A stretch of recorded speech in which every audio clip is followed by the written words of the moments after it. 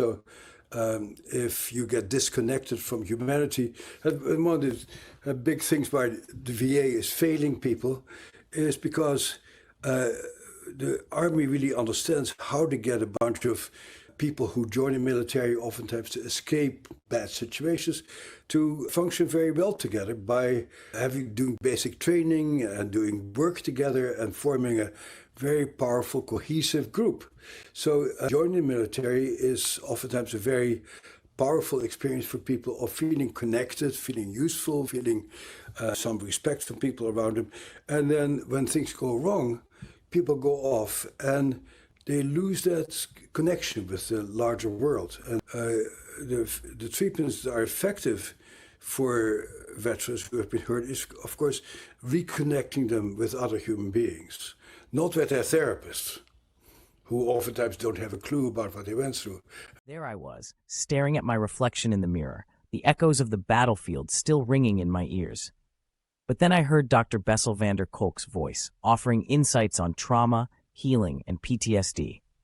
His words were my lifeline, pulling me back from the brink and into the light. Every soldier carries his own scars, invisible wounds etched into the soul. Dr. Bessel van der Kolk taught me this.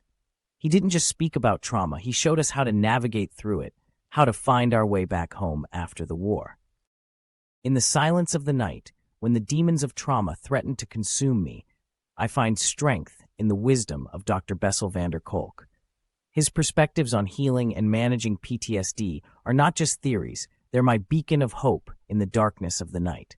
Stay tuned as we continue the video on his teachings. So you read my book, right? So what did you Yes, get sir. out of the book? Yeah. But I don't want to teach a high school class, so tell me what you got out of the book, what struck you. Yeah. Okay.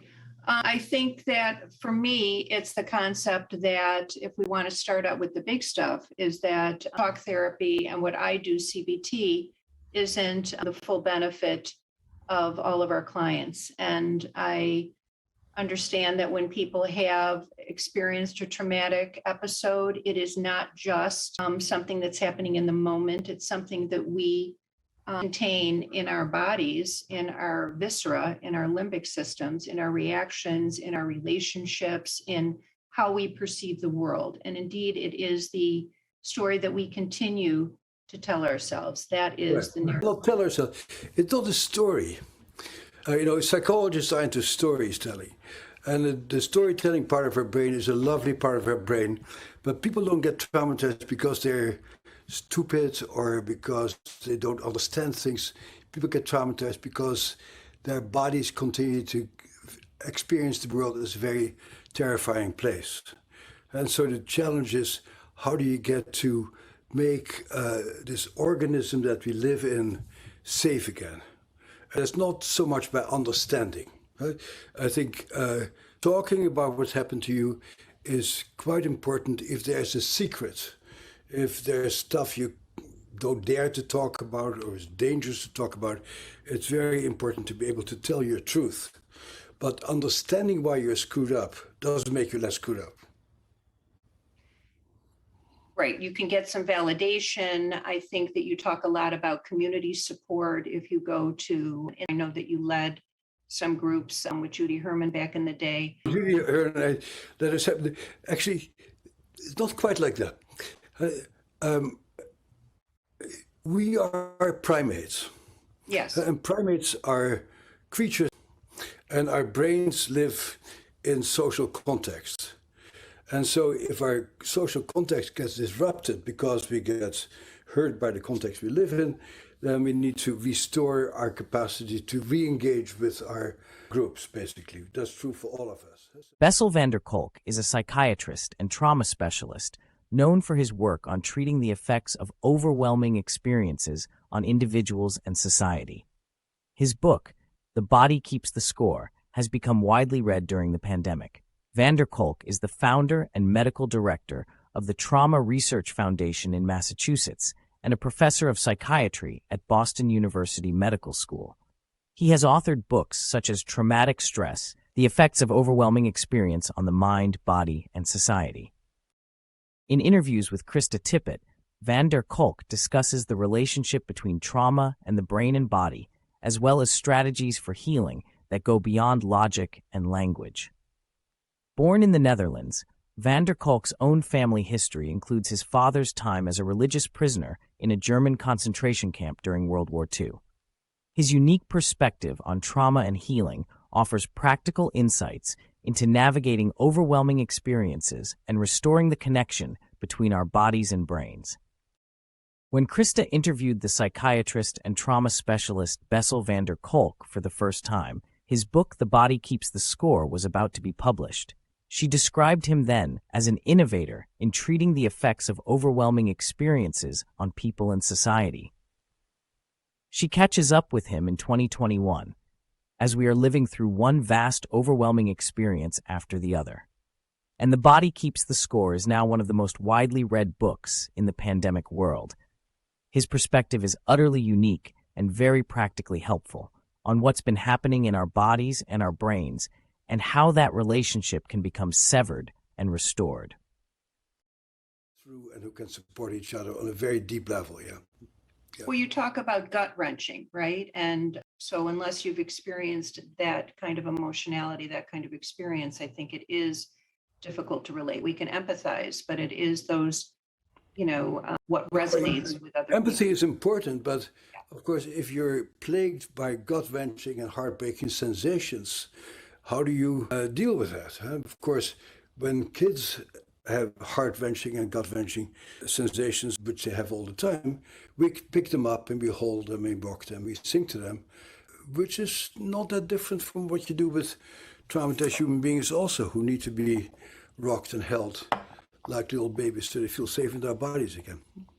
Yeah. I think I've heard you say that before in past interviews, and I think that particularly resonated for me because I know in the midst of the pandemic, people have been talking a lot about the loss of touch, right, in terms of the connection. And you speak about tango therapy as having superiority in many ways over, for example, cognitive behavior therapy. I don't say that. I'm a researcher.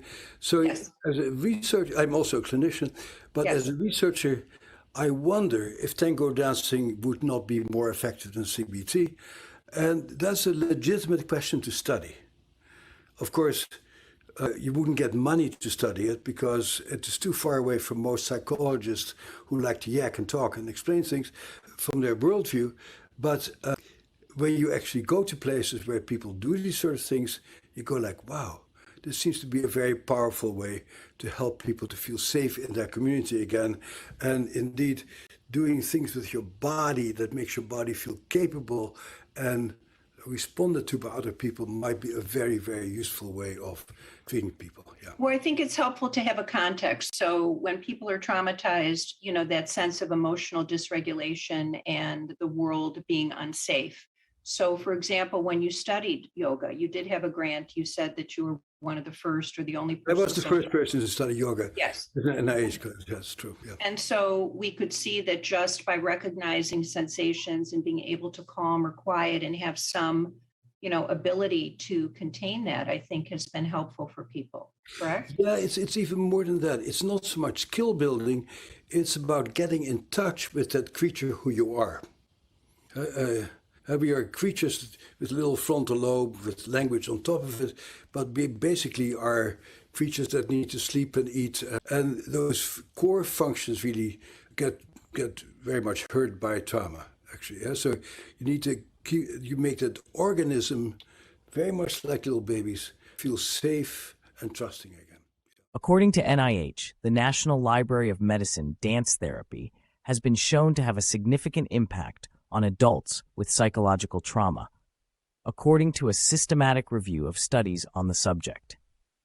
The review found that dance therapy can help individuals with trauma process and express their emotions in a safe and supportive environment. By engaging in movement and dance, participants are able to release pent-up emotions and connect with their bodies in a way that traditional talk therapy may not allow.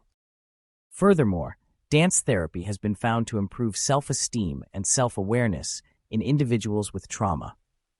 Through movement, participants are able to gain a sense of control over their bodies and emotions, leading to increased confidence and a greater understanding of themselves.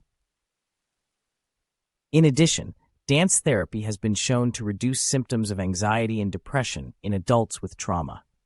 By engaging in physical activity and connecting with others through movement, participants are able to experience a sense of joy and connection that can help alleviate feelings of isolation and despair. And you said that the impact of trauma is that, it messes with our system, our brain, so that we're not able to filter out, information. We may misperceive. Sometimes you used examples in your book. If you're desirous of another person in terms of physical intimacy, they may move in bed and then you may perceive that as somebody trying to hurt you. And those are the kinds of, So your system gets reset to what happens when you get traumatized is, let's start at the beginning. It was your opening question also about the trauma. Terrible things happen to people all the time. Mm-hmm. Life is, nobody has an easy life. It may look like that on the surface, but for most people, there's a lot of challenges. A lot of us feel overwhelmed a good amount of the time and scared and stuff. But because we're social creatures, as long as somebody else takes over, if we have parents who are responsible and do the right thing, as a kid you can let go and you don't have to take over for where your parents stop. If you get attacked and a policeman comes and takes care of the situation, you don't get traumatized because somebody else takes over. So what happens when you get traumatized is something bad happens to you and the people around you don't take over for you or help you to restore your sense of safety. So most trauma also has a very large component of ourselves and the community around us.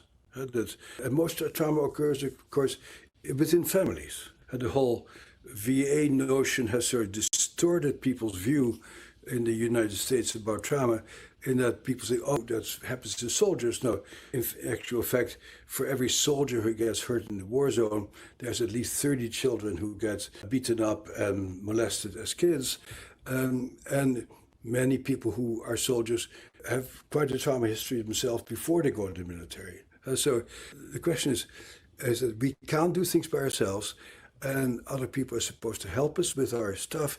If other people don't do that, then we're left to own our devices, and something changes in your brain when your brain doesn't know that the threat is over, and you automatically keep responding to all kind of stuff as if you're currently in danger. So the issue of trauma is not the event that happened back then, because terrible things happen to people all the time, but the degree to which you get stuck and your body and your mind doesn't know that, in fact, that threat is over, that happened back then. For example, in our current study, where we study psychedelics for trauma, what we see is that when people have these psychedelic experiences, they go like, it happened to me a long time ago, but it's over. I'm safe now. So the big challenge is, how do you help people to have an experience where they fully know it is over. I'm here now. Psychedelic therapy is a form of treatment that involves the use of psychedelic substances such as MDMA, psilocybin, or LSD in conjunction with psychotherapy. The goal of this therapy is to help individuals explore their thoughts, emotions, and memories in a safe and supportive environment with the hope of gaining insight into their past traumas and finding healing. Research on the use of psychedelics in therapy has shown promising results in the treatment of trauma-related disorders, such as post-traumatic stress disorder, PTSD. Studies have found that psychedelic therapy can help individuals process and integrate traumatic memories, reduce symptoms of anxiety and depression, and improve overall well-being. One of the key mechanisms by which psychedelic therapy is believed to work is through the modulation of brain activity and the promotion of neuroplasticity. Psychedelics have been shown to increase connectivity between different regions of the brain, allowing for new insights and perspectives to emerge. This can help individuals break free from rigid patterns of thinking and behavior that are often associated with trauma. Overall, the scientific evidence supporting the use of psychedelic therapy for trauma is still in its early stages, but the results so far are promising. As more research is conducted, it is hoped that psychedelic therapy will become a valuable tool in the treatment of trauma-related disorders, offering new hope and healing to those who have suffered. I think what you're talking about in terms of the psychedelics, that it gives you perspective, but I think I also read that in your own circumstances, you were allowed to have compassion for yourself in that moment when you look back at yourself as a child. That's what these agents do. They help you to get a relationship, rewire your relationship to yourself. Other people don't do it for you. How you can go like, oh, this happened to me back then. That self-compassion is a very important part of the healing system, yeah. Yeah, and I think that we talk a lot about shame, right? And the victim, the child, for example, who has been abused by their parent. There's so much about the trauma in terms of keeping the system in balance, right? Keeping the secret. And that then the person holds on to it. And if we talk about being stuck, it's very hard to move forward when you're weighted down with this false self. Shame, of course. Like I think CBT is also a way of inducing shame into people. You say you shouldn't think that way, instead of saying no wonder you think that way. You know, so people themselves know that they shouldn't blow up. They shouldn't become so angry. They shouldn't become so frightened. We don't need to tell them that that's crazy or abnormal, because they know that already, and they have plenty of shame. So what people need to hear is, oh, wonder you get so angry. No wonder you're so scared. Tell me what you went through. Oh my God, that was really a terrible experience that happened to you back then. And I think you talk about the traditional methodology for treating trauma can obviously re-traumatize the individual, right? Well, traditional depends on what tradition you come from.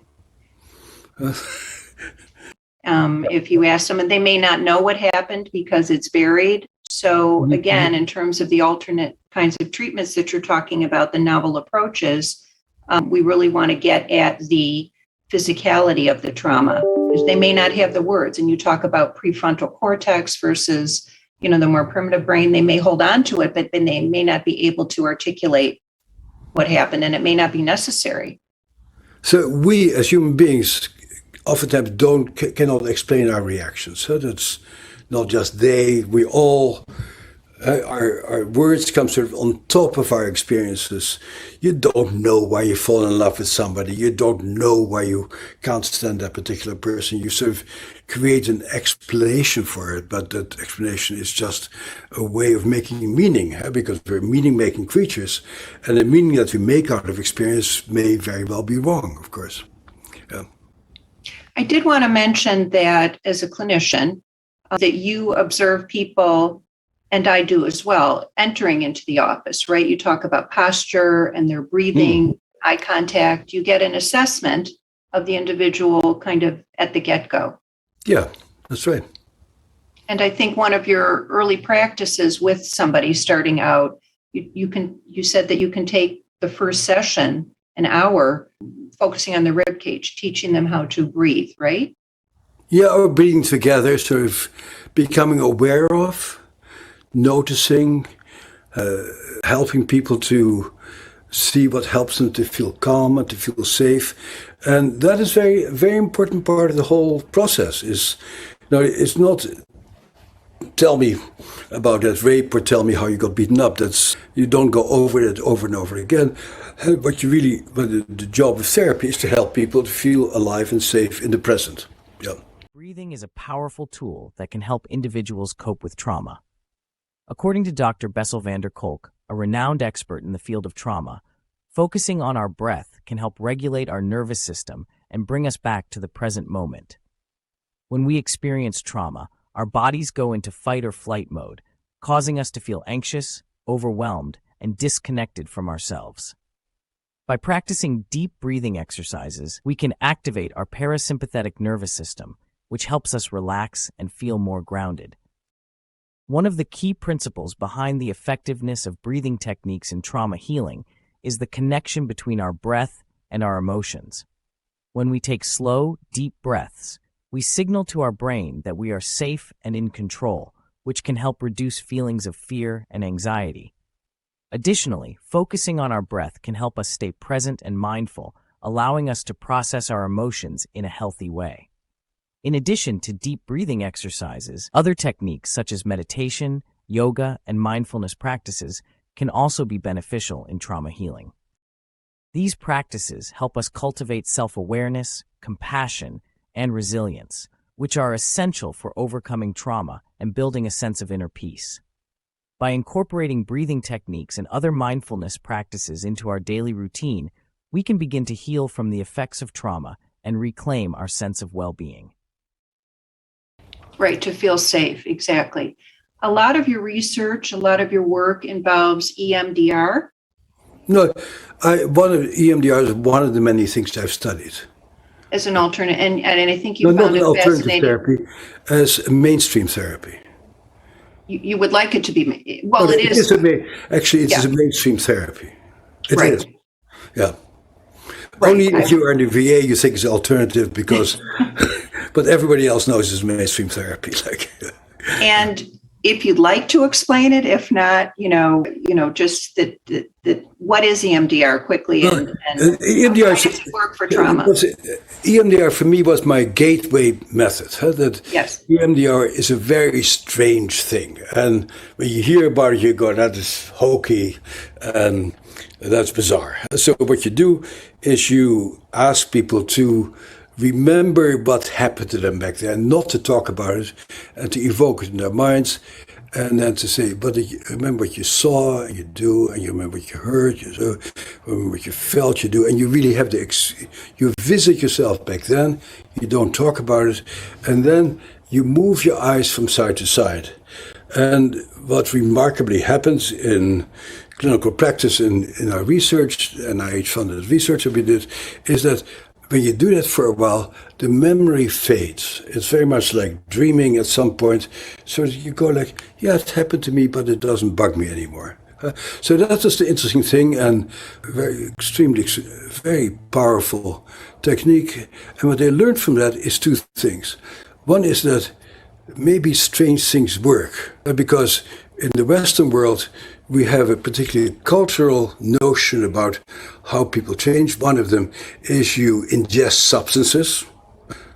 Every traumatized person does try to take stuff in their mouth, and I call it our post-alcoholic culture, which psychiatry is deeply embedded in. If you feel bad, you just take some drug to make things go away. It turns out I did many of these early drug studies. Drugs didn't work very well. But psychiatry sort of got stuck there. And at the VA, they continue to give people huge amount of billions of dollars worth of drugs. And the research shows it doesn't work. So why do you continue to give people drugs that don't work? That's really bizarre. And the other thing that in Western culture we do is we talk. And there's nothing wrong with talking, and some talking can be very helpful sometimes. But then I went to China for the first time in 1982. Really tough country, very hard conditions, scary. And you see all these people do Qigong and Tai Chi in the city parks. You go, what are these people doing?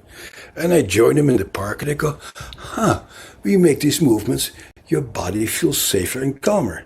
And you go to Africa, you used to hang out with Bishop Tutu there in these horribly traumatized townships, and they move together and they dance together, they drum together, they sing together. You go, wow, they know some stuff that our culture doesn't know about. And so you see that the Western way of approaching these things is just a culture-bound way of looking at things. And so what you see is that there's other ways of approaching this. And so we did our EMDR study. It worked dramatically well. And then the big question was, so how does it work? So I went back to NIMH to see if we could get money to see the mechanism for this astoundingly effective thing. And they wouldn't give the money for it. So for 12 years or so, I begged, borrowed, and steal some other grants I had, and we collected enough spare money to do a study on EMDR. And what EMDR turned out to do is to actually change brain circuitry. And the brain circuitry that we have helps us to pay attention and to filter out what's relevant from its irrelevance, and our brain circuitry allows us to focus. And what we saw is that these eye movements actually help the brain to organize itself better, to actually do what you set out to do. Eye movement desensitization and reprocessing, EMDR, is a psychotherapy treatment aimed at alleviating distress from traumatic memories. It helps individuals heal from emotional pain caused by disturbing life experiences. Studies have shown that EMDR therapy can provide benefits in a shorter time compared to traditional psychotherapy methods. The therapy works by allowing the brain's natural healing processes to resume, similar to how the body heals physical wounds. By removing blocks caused by traumatic events, emotional wounds can be healed, reducing intense suffering. EMDR therapy involves the client focusing on distressing material while also focusing on an external stimulus, such as therapist-directed eye movements.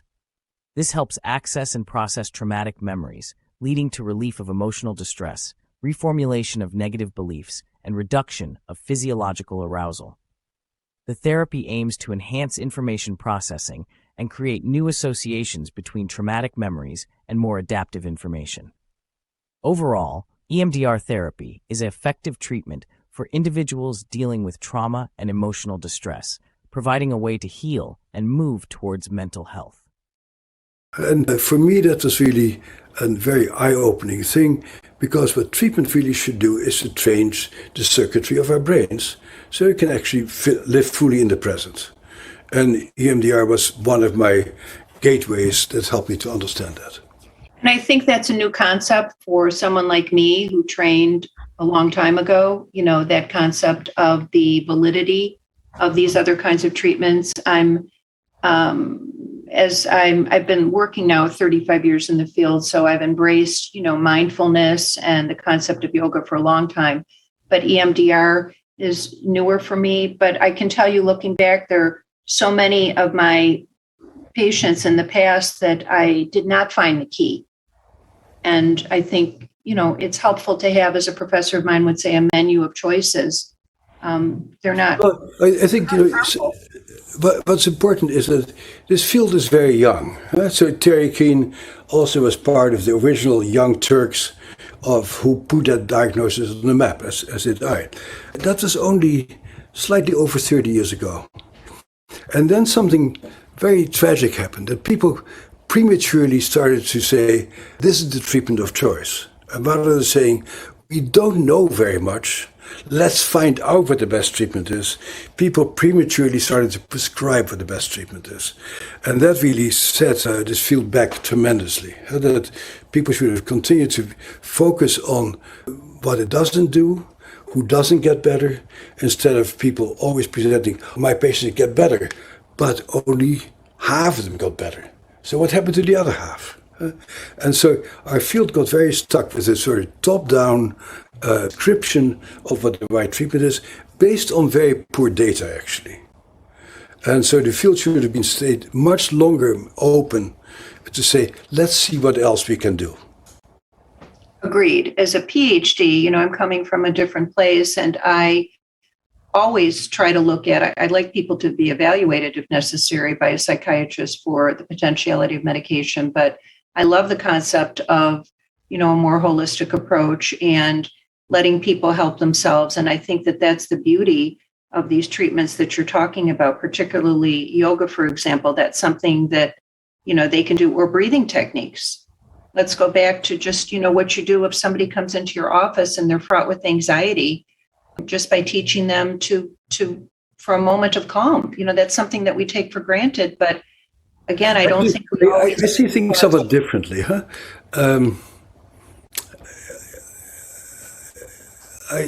I wouldn't put myself as central as you put yourself in this enterprise. People come to see me, and we discover together what works for them. And I'm a physician. I don't prescribe. I say, let's see what happens. maybe yoga might be helpful. Maybe you'll hate yoga. We'll see. Maybe EMDR will be helpful. We'll see. But it's always experimental. Let's see what happens when we do something. I think it was one of your professors that told you, not, avoid the textbook, let the patient's own issues unfold. I don't remember if that was. It was my training program. Yes. The training program at Harvard at that point was the most prestigious program in the country, and we were not allowed to read textbooks in the first year. And boy, do I agree with that, because our textbooks are filled with nonsense and with partisan statements. And what the culture of my program was, spend hours and hours with the patients, get to know them well, see how they function, see what works, and try to figure out what helps them by just being with them. And then after a year of really getting to know what the problems are and what the obstacles are, then maybe you can start to do some reading. And wow.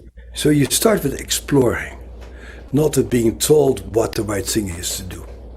Right. As we move to close, Dr. van der Kolk, I'm just wondering what you see as a future focus for the field of trauma and your work at the Trauma Center. Well, it's many things. I'm really exploring particular things right now. I'm exploring psychedelics, has enormous promise. I'm very active in promoting and teaching people about neurofeedback, in computer interface gizmos where you can actually train your brain to become focused and to pay attention, to calm itself down. I'm very much into a method that increase synchronicity between you and other people, moving your body with music and dance to get a sense that you are in tune with other human beings. And so it's a wide open field. And so my foundation these days is called the Trauma Research Foundation. And we really are right now a depository of people who are exploring what helps people. We're not a depository for people who tell other people what the right treatment is. I like that you would like this body movement work included in the school system, so that if a child has a problem, they can go to a quiet room, they can, you said, play basketball or something to right themselves. Yeah, again, you frame this in a way that's different from how I would frame it. I really think, how can we help this child to feel safe and calm? Safe. And not prescribe again. How do we explore how kids feel safe? And of course, here is a big issue of income inequality. The schools I've sent my kids to had lots of theater, lots of movement, right. A lot of music, movement, dance. And the poorer you get, the less of those things that you need to do when you're a child are available. Right. We could talk. I could listen to you all day. And I know I've learned a lot just preparing, and this is a field that's ever evolving, and we appreciate so much you being on the program and you being at the helm of this very important work. So thank you so much again. Thank you, and good luck to you. Okay. Thank you so much. Take care. Bye-bye. In his book, The Body Keeps Score, Dr. Bessel van der Kolk discusses the profound impact of trauma on the body and mind. He explains how traumatic experiences can become stored in the body, leading to a range of physical and psychological symptoms. By understanding the connection between trauma and the body, individuals can begin to heal and move towards recovery. Dr. van der Kolk emphasizes the importance of addressing trauma through various therapeutic approaches, such as somatic experiencing and mindfulness practices. By subscribing to our channel, you can learn more about the key takeaways from Dr. van der Kolk's work and gain valuable insights into the healing process.